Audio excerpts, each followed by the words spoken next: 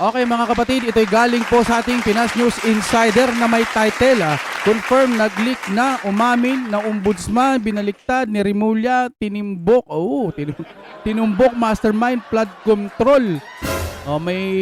May mga nadudulas na naman kaso pagka kasi ganito hindi rin pinapansin ano. Tingnan nga natin anong klaseng meron ang balitang ito. Galing sa Pinas News Insider, nasa description niyan, pero kung trip nyo na may kasamang reaction video at opinion, tara, panoorin na ho natin ito nang sabay-sabay. Ito ang balita ngayon, trending at pinag-uusapan ngayon sa mundo ng social media. Ang di umano'y balita. Dapat ikulong ang mga dapat na makulong, pagbayari ng mga dapat magbayad, at patalsikin sa pwesto ang mga politikong nang aabuso sa sambayanang Pilipino. Ito ang matinding sigaw ng marami sa ating mga kababayan saan mang sulok ng mundo. Matapos pumutok ang balitang nagmumukhang pinatotohanan di umano ni Boying Rimulya ang mga naging claim ng 18 dating Marines patungkol sa pag-deliver di umano nito ng mali-maletang pera sa mga nakaupong politiko ngayon sa gobyernong ngagba ni Marcos Jr. Tila sadyang hindi na talaga mapipigilan pang lalantad ang buong katotohanan. Matapos ang tila pag-amin ni Lacson, ay heto na, umamin na rin sa wakas ang ombudsman at tila huling-huli mismo sa sariling bibig ni Boying Rimulya ang tila pag-amin nito na di umano'y totoo ang mga mali-maletang pera na tila baga tinuturo nito o sa madaling salita lumalabas na inaamin nito na umano'y may nangyayaring deliveries kay Marcos Sandro at Trillanes at sa iba pang sangkot na pinangalanan mismo ng mga ex-marine sa kanilang mga sinumpaang salaysay. Alam nyo si Ping Lacson, di ba? Sabi niya ng ganun, meron namang mga delivery daw. Ewan ko kung maleta tinutukoy niya ron. Kasi nga maleta ang usapan eh. Meron namang mga delivery pero wag naman exage. Sabi niya, di ba? Sa nakaraang vlog natin, pinakita doon si Ping na nagsasalita. Parang nadulas na rin siya nun pero bakit hindi i-highlight yun? Yun dapat ina-highlight, no? Kasi may delivery pero wag naman nilang exage. Ito may sasabihin na naman, baka madulas na naman. Ganung paraan na naman. Alam nyo, itong mga to pwedeng magamit na ebidensya sana na may korupsyon ho talaga. Ang kaso, hindi ko alam kung anong nangyayari dahil sila din kasi yung mga inaakusahan, sila yung may mga kapangyarihan. So, saan tayo tatakbo? Saan tayo magsusumbong? Gayong nasa kanila yung kapangyarihan, di ba? Yun ang pinaka mahirap na sitwasyon ngayon ng laban ng Pilipinas. Sinisindikato na po tayo. Yan ho ang sa tingin ko. Pero bago ang lahat, kung bago ka pa lamang sa aming channel, please huwag kalimutang mag-like, subscribe at i-click ang notification bell para mas maging updated ka pa lalo sa lahat pa ng bagong video na i-upload namin. At eto na nga mga kababayan. Hindi itinanggi ni Ombudsman Boying ang maleta skandal. Nagbigay ng reaksyon ang political commentator at international relations scholar na si Sas Ruganda Sasot kaugnay ng naging pahayag ni Ombudsman ni Sus Crispin Boying Rimulya tungkol sa kontrobersyal na aligasyon ng maleta delivery na inilabas sa joint affidavit ng 18 nagpakilalang dating sundalo.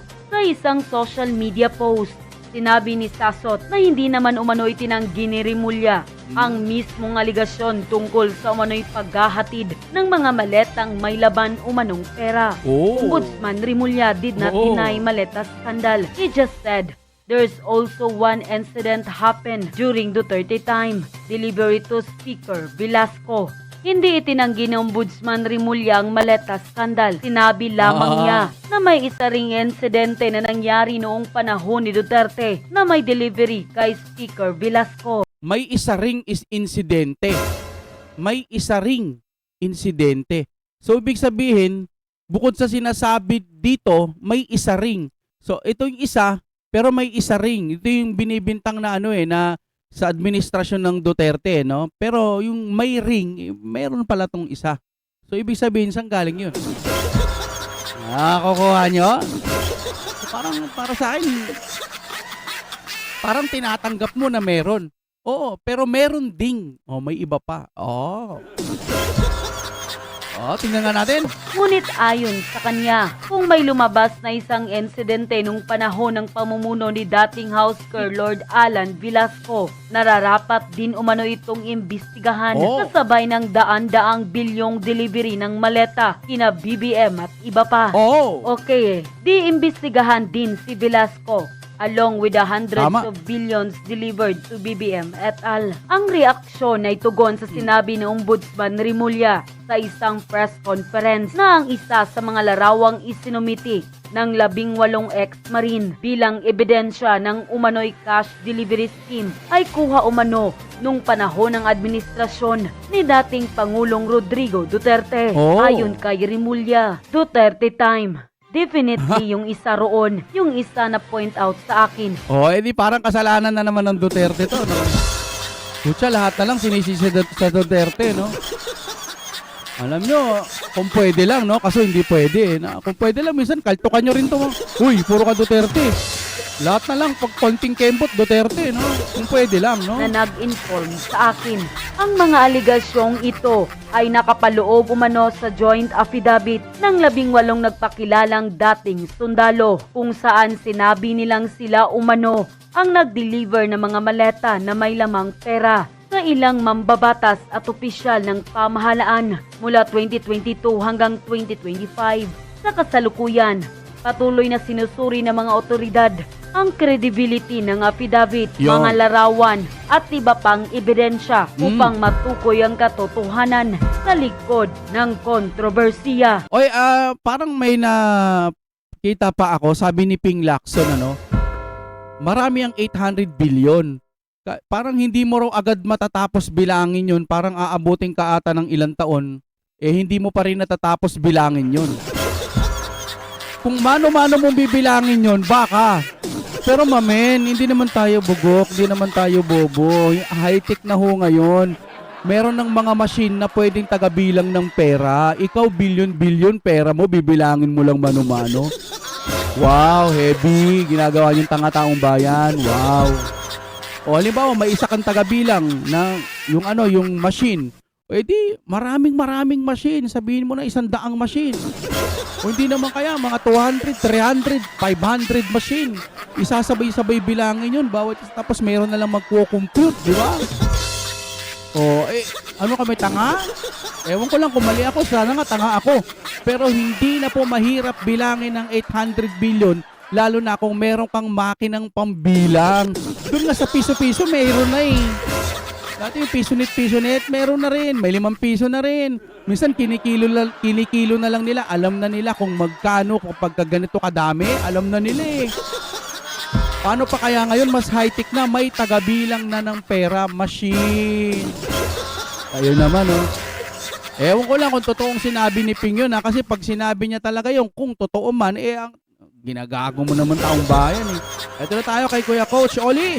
Simulan po natin dito. Ito pag-usapan natin dahil exciting po ito. Namin na totoo yung sinasabi nitong 18 Brave Marines. Tawagin na lang natin 18K para mabilis, ha? Itong 18K inamin ng Malacanang na totoo yung sinasabing na-deliver. May totoong maletang tinideliver. Pero ako po ay magre-request. Sige na po, ha.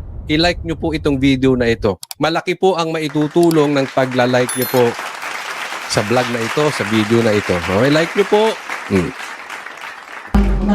Sa mga letratong sinumite sa joint affidavit ng 18 dating sundalo ng pagde-deliver umano ng mali-maletang pera sa ilang opisyal at personalidad, sabi ni Ombudsman Jesus Crispin Remulla, may nakitang isa na hindi raw tumutugma sa timeline ng kanilang kwento. When we investigated that angle, it appears that this delivery was done during the time of Speaker Lord Velasco. Duterte time definitely yung isa ron, yung isang na-point out sa akin. Sabihin na natin oo, sige. Sabihin na natin oo, di pa imbestigahan nyo. Meron pala eh. Di ba? Mag-imbestiga kayo ngayon. May kasalanan ng Duterte, di imbestigahan nyo sa Senado. Sama-sama yan, tignan natin, magkakaalaman. Di ba? Nag-inform sa akin. Hindi Yun. May nag-inform. Pucha, bintang na naman. May Eto na naman tayo sa nag-inform. Nahalata nyo ba? It's coming. Kasi, eto yan. Alam natin, pagdating sa korupsyon, wala talagang bahid ang Duterte. Pwede na nilang ibintang yung EJK, kung ano man yan, kung ano binibintang nila, babaero si PRRD. Hindi ko sinasabing totoo, ha? Oo. Pero pagdating sa korupsyon, lalong-lalo na itong ghost projects, Yes. alam nila sablay. Hindi nila maididikit sa Duterte. Oo. Siyempre, si Saldi ko ang nagbibigay ng maleta, di ba? Ala ka naman bigyan niya pa si BP Sara. Yung maleta na ngayon, iba mga pinagbibigyan noon, yung iba doon, para sirain din si BP Sara. Naiintindihan. So, mati sila talaga dito pagdating sa ghost projects, pagdating sa flood control scandal, pagdating sa mga maleta boys, negatibo talaga ang Duterte. Ngayon, ang ginawa nito si Boying, ipinagdikit niya. So, ibig sabihin, hindi naman daw ngayon lang. Merong maleta. Hindi naman din ngayon lang. So, ibig sabihin, sumasang-ayon siyang meron ngayon, pero hindi rin lang naman ngayon. Kumbaga, meron pang iba. Oo. So, bago mo banatan ng Duterte, parang tinatanggap mong meron talaga. Yung mga maleta boys, hindi lang ngayon. Even nung dati pa. Even nung panahon pa ni PRRD. Di ba? So, sa madaling salita, hindi ko alam kung bobo to si Boying o sobrang bobo. Kasi nung panahon din ng Tatay Digong, sinasabi niya rin yung ano, corrupt daw sabi niya, di ba, sa House of Representative, parang sinabi niya, corrupt daw yan, no? Hindi niya nga inaprobahan yung budget noon Parang binito niya, di ba? Naalala ko lang noon, Pwede sa panahon po ng Duterte may korupsyon. Pero hindi ibig sabihin Duterte ang korupsyon. O tayo ang ginagawang bobo. Ay. Dahil dyan, napaamin siya. Ay. So, kailangan mong bigyan ng credit ngayon tong mga 18 Marines. Kasi ginigiba nila tong Marines Diba? Ngayon, sinasabi nila dati pa, meron na.